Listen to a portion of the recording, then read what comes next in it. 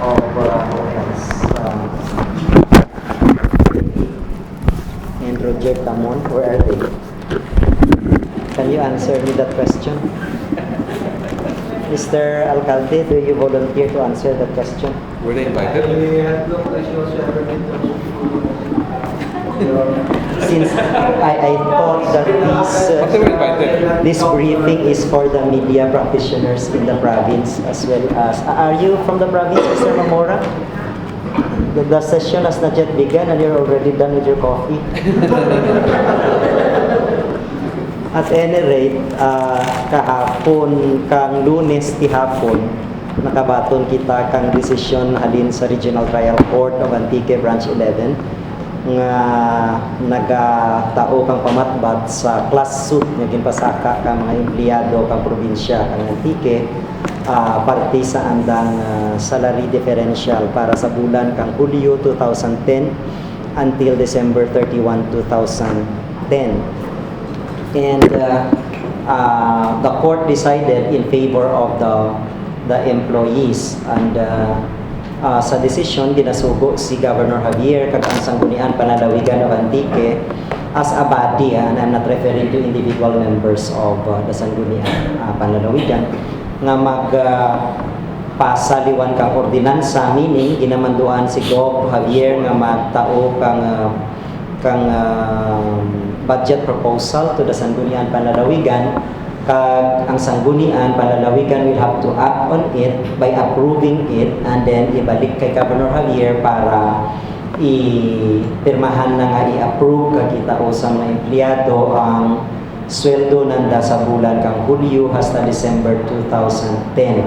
Kay kung aton damdaman antes manaog si Governor Perez sa Kapitolyo, ang tanan gintawan na kang differential salary increase for the months of January 1, 2010 to June 30, 2010. Pati kadya si Vice Governor Di Mamay nga SP Member katuanay, si SP Member Tobias Javier nga SP Member man gyapon nasta kadya.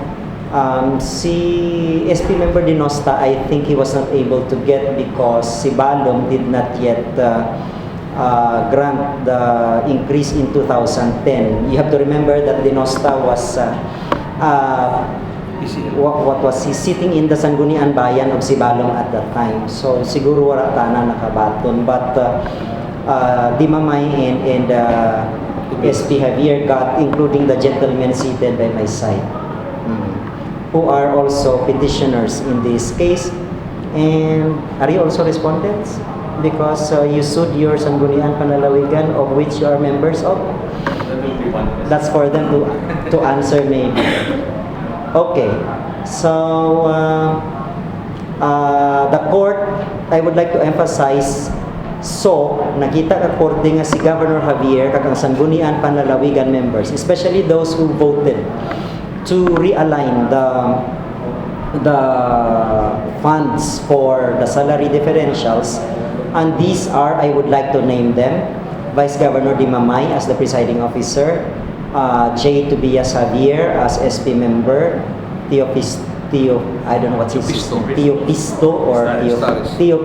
Estaris Jr. as the moval, kay naglagyo ang iba mo para di tanda makabugal ka backlash patas kay Condes kay Dinosta. They went to Iloilo City on official business. We have Mary Vic Niar of the PCL, and then we have also Bu Operiano, the handsome son of the provincial legal officer, kag Amula Rasanda.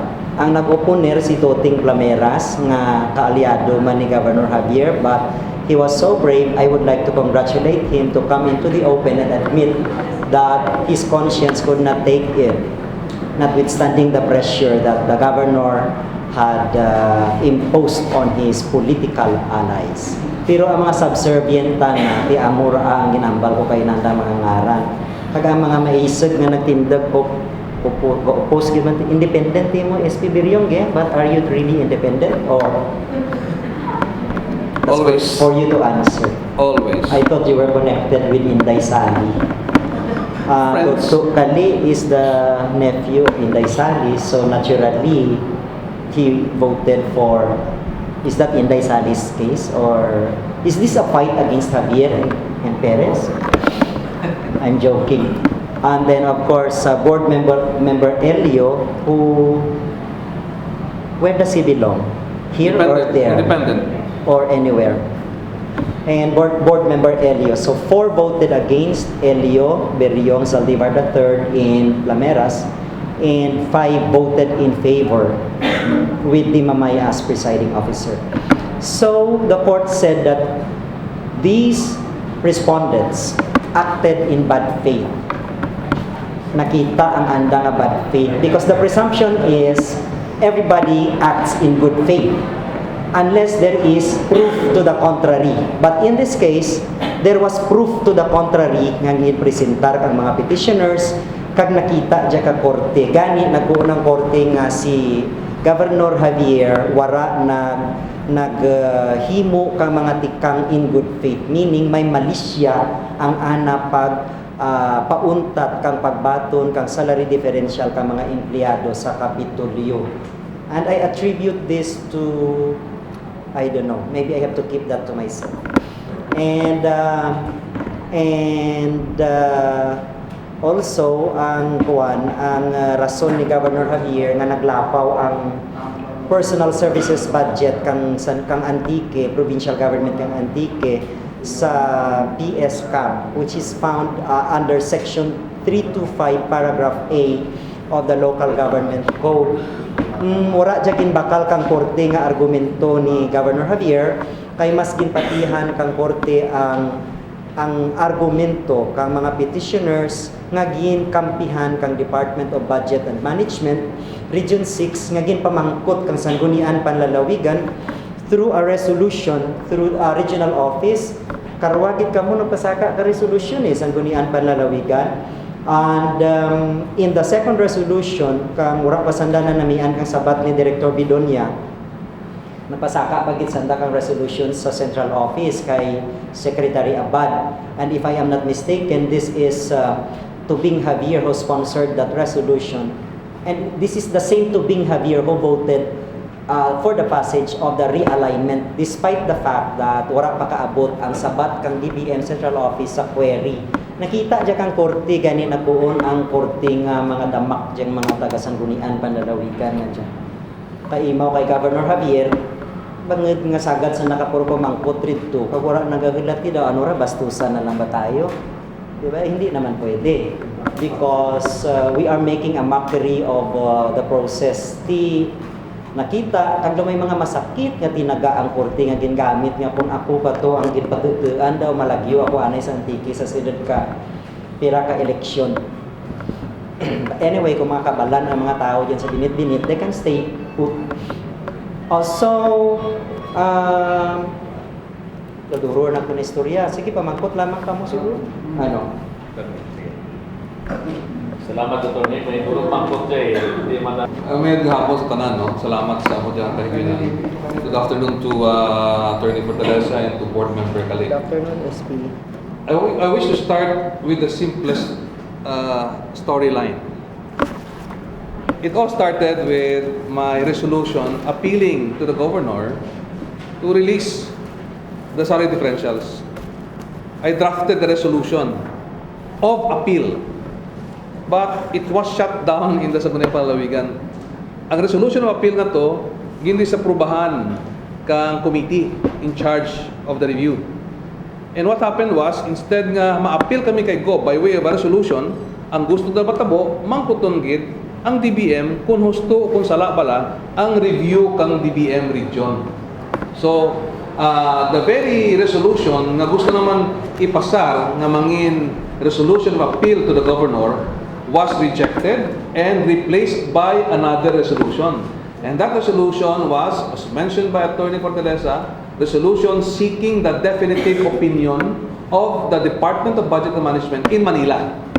Remember, my dear friends, ang puno pagpunta kang atin nga kaso nga dyan, nagaumpisa sa darwa ka nagabanggianay nga nosyon. Number one, sunod sa DBM, ura kami nag-exceed sa 45% PS cap.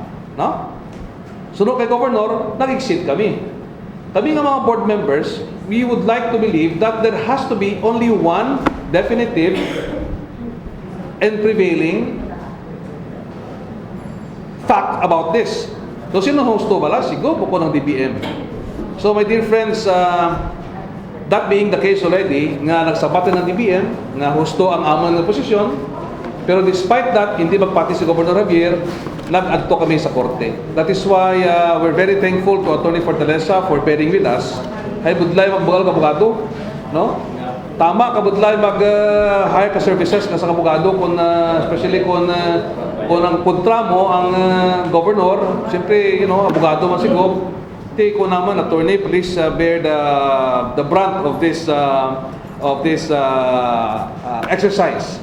So, amura ka dyan hapon, kung may mapabangkot ko mo karon, ano gid ang detailed nga argumento ka korte, we will give that later. So, ako lang to puro kapunta. There was an argument of positions. Ano bala? Husto bala sigo? O kung husto ang DBM? So, it all started from that point of view. Good afternoon, everyone.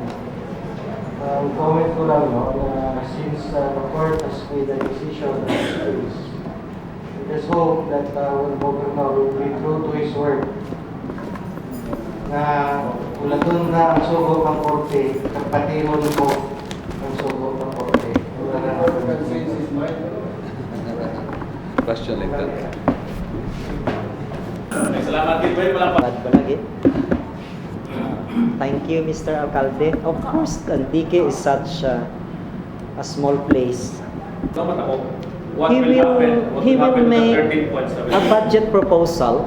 He will submit the proposal to the Sangguniang Panlalawigan. The Sangguniang will take it up, approve it, go back to Governor Javier, and release. Gusto niya ako na i-apila sa Supreme Court ang kaso. Ano tayo na maabot, Richa? It is a question of law. Question of law. There are questions of facts also involved here. That's why this is 63 pages. So ang ana nga concern lang is question of law. He goes to the Supreme Court. That is his privilege. But first, before going to the Supreme Court or even entertaining the thought of going to the Supreme Court, why